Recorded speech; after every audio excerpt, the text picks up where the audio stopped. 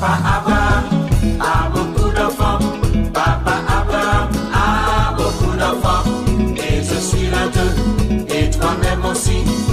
Nous louons le Seigneur. Un toi, Papa Abraham a beaucoup d'enfants. Papa Abraham a beaucoup d'enfants. Et je suis l'un d'eux, et toi-même aussi. Nous louons. Et les filles, voilà Papa Abraham qui arrive. Papa Abraham a beaucoup d'enfants. Papa Abraham a beaucoup d'enfants. Et je suis l'un d'eux, et toi-même aussi. Nous louons le Seigneur. Main droite, main gauche, et toi, Papa Abraham a beaucoup d'enfants. Papa Abraham a beaucoup d'enfants. Et je suis l'un d'eux, et toi-même aussi. Nous louons le Seigneur. Main droite, main gauche, et toi, et gauche, Papa. Bonjour les amis. Je suis contente de te revoir. J'ai une histoire à te raconter. Oui. Mais tout d'abord, j'aimerais savoir, sais-tu c'est quoi un visiteur? Sûrement, peut-être à l'école, un jour le professeur a dit, on reçoit un visiteur aujourd'hui. Soyez prêts les amis. Eh bien aujourd'hui, avance-toi. J'ai une histoire à te raconter et on en reparlera après.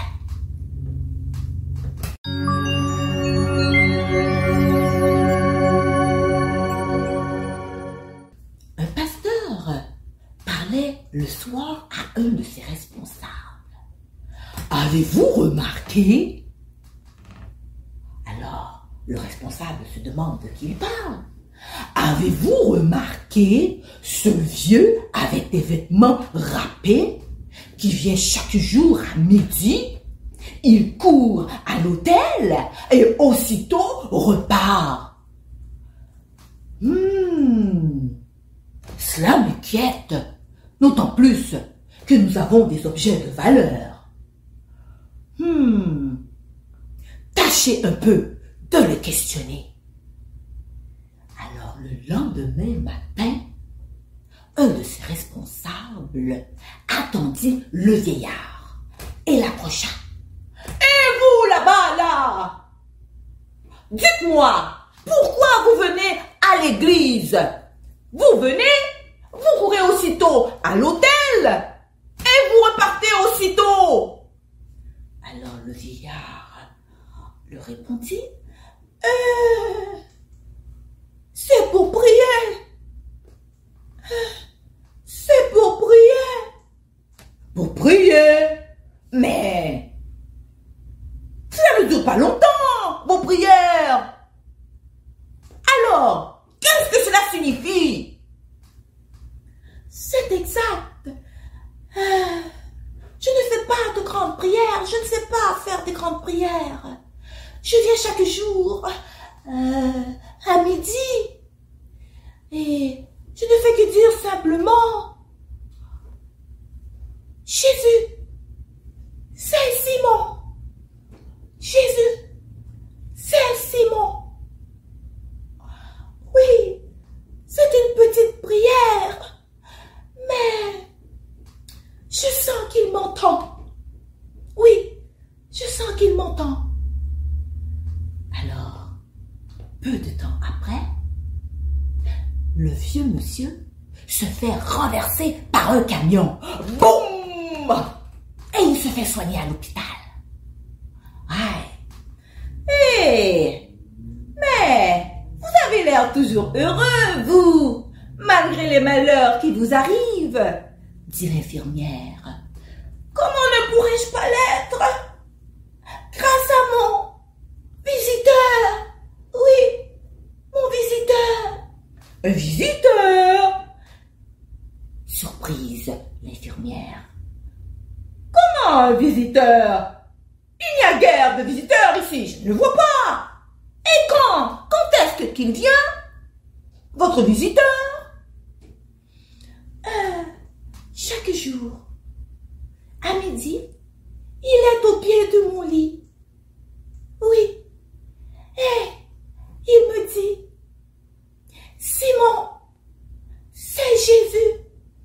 Simon, c'est Jésus. visiteur. C'est lui mon visiteur.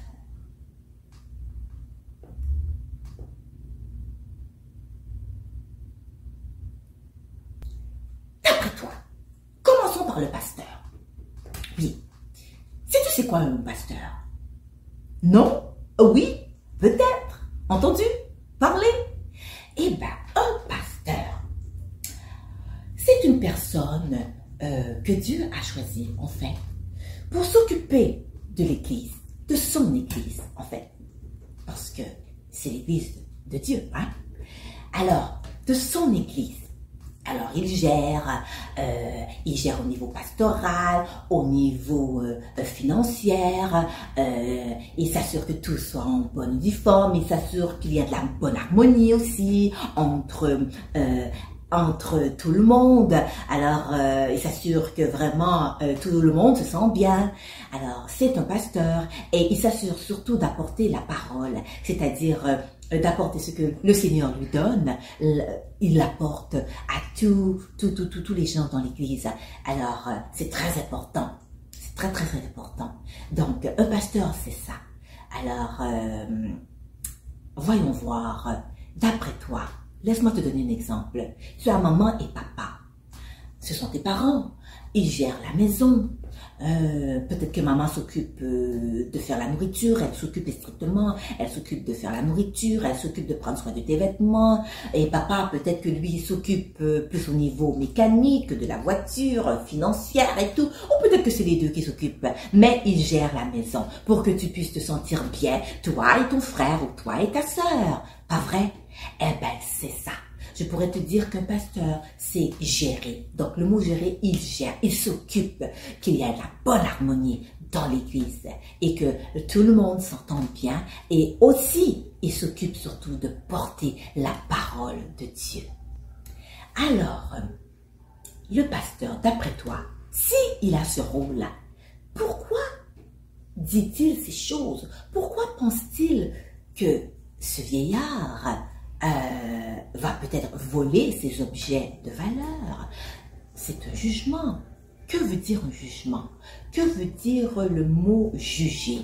Peut-être as-tu déjà entendu parler de cela, ou peut-être as-tu toi-même été jugé à l'école. Juger, ça semble être un mot vraiment gros, mais laisse-moi te dire que juger, nous vivons dans un monde, non, qu'il y a beaucoup de jugements.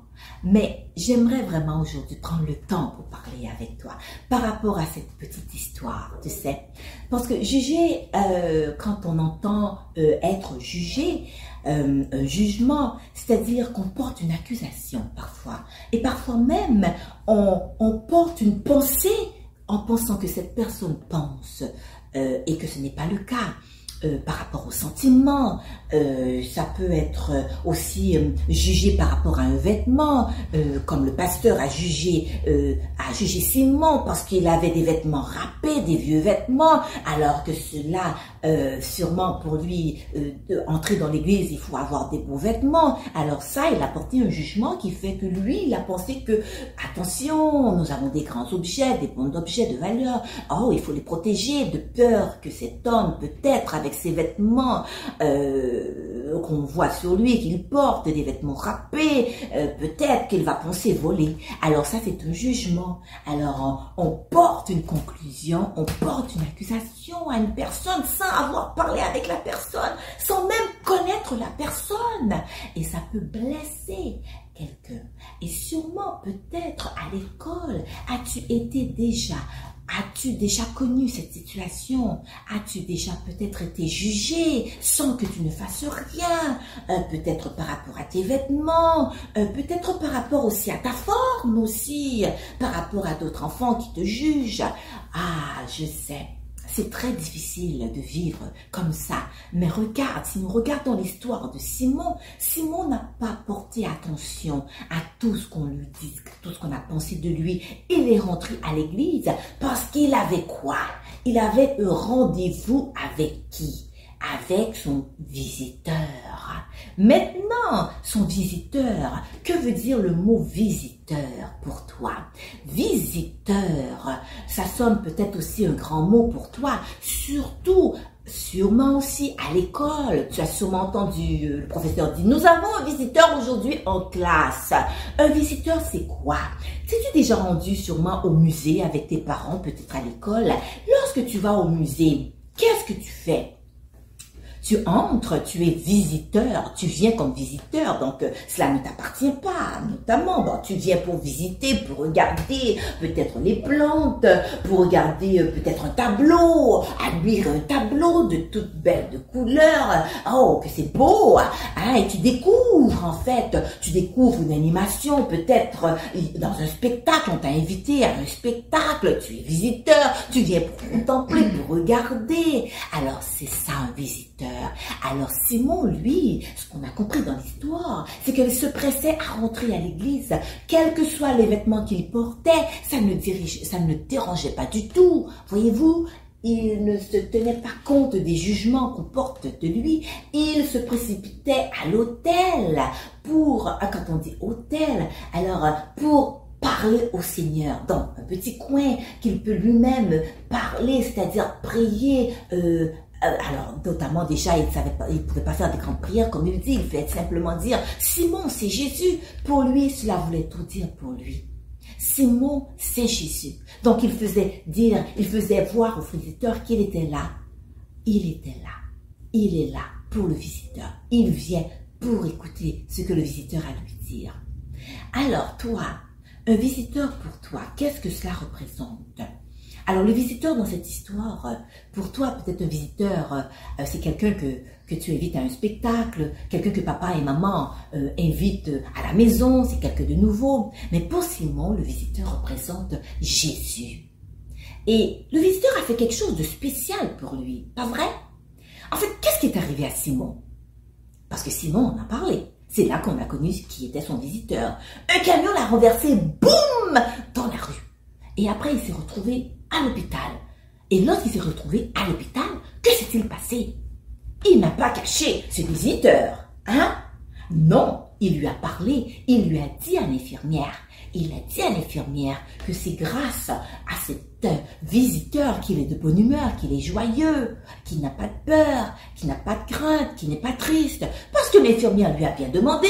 Vous êtes bien de bonne humeur toujours, vous semblez toujours de bonne humeur, vous, malgré tous les malheurs qui vous arrivent. Malgré tous les malheurs qui vous arrivent.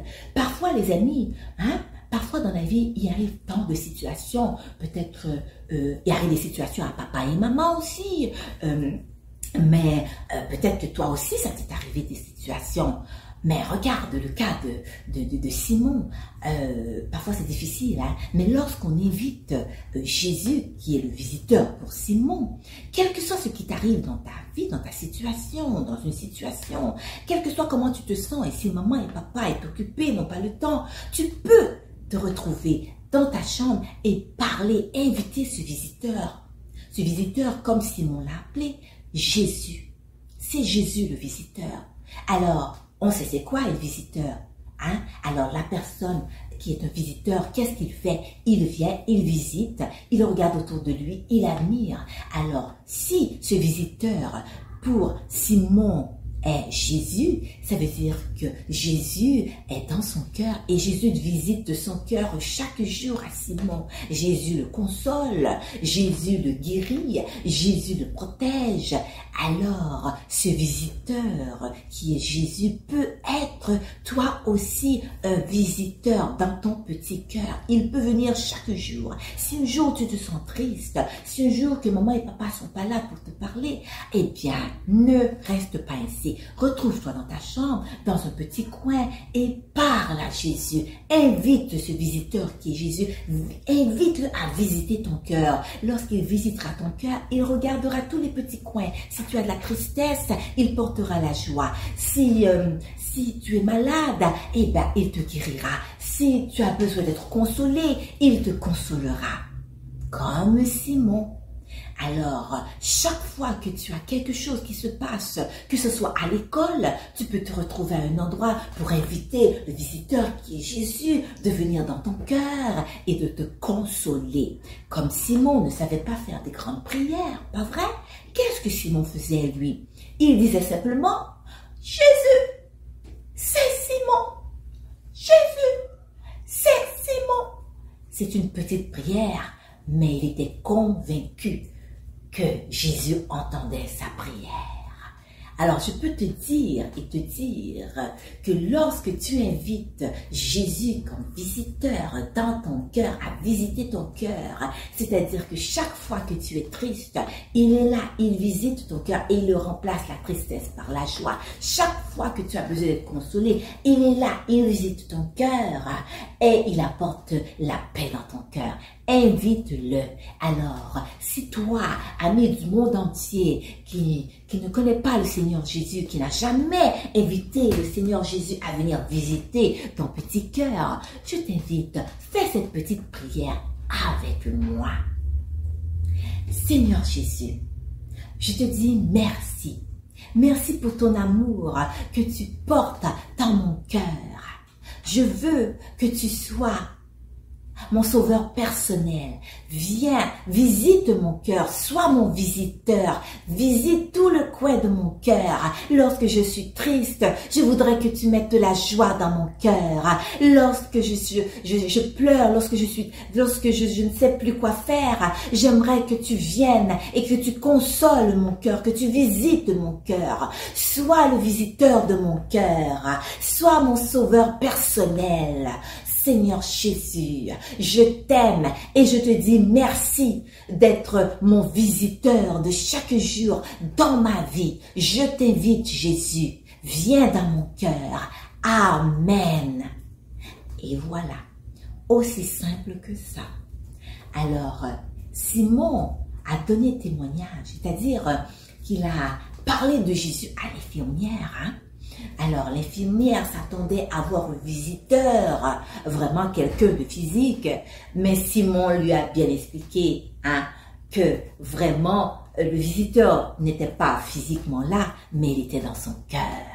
Pas vrai? Il était dans son cœur et il le rassurait.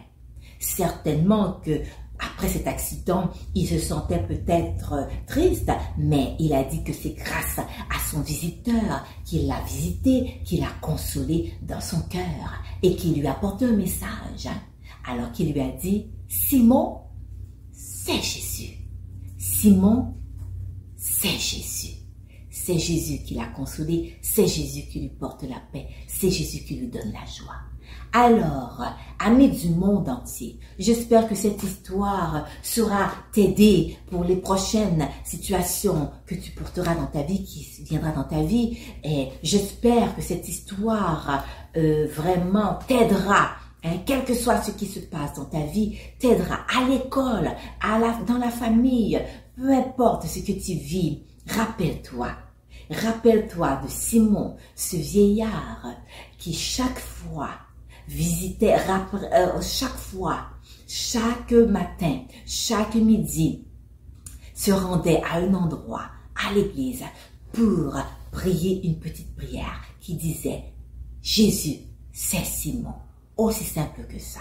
Rappelle-toi, tu n'as pas besoin de grandes prières, mais seulement invite Jésus dans ton cœur comme ton visiteur personnel et il saura embellir ton cœur. Alors d'ici là, je te dis que le Seigneur te bénisse. Bisous. À la prochaine. Bye. Et toi, et quand je levais la tête, papa Abraham a beaucoup d'enfants. Papa Abraham a beaucoup d'enfants. Et je suis l'un d'eux.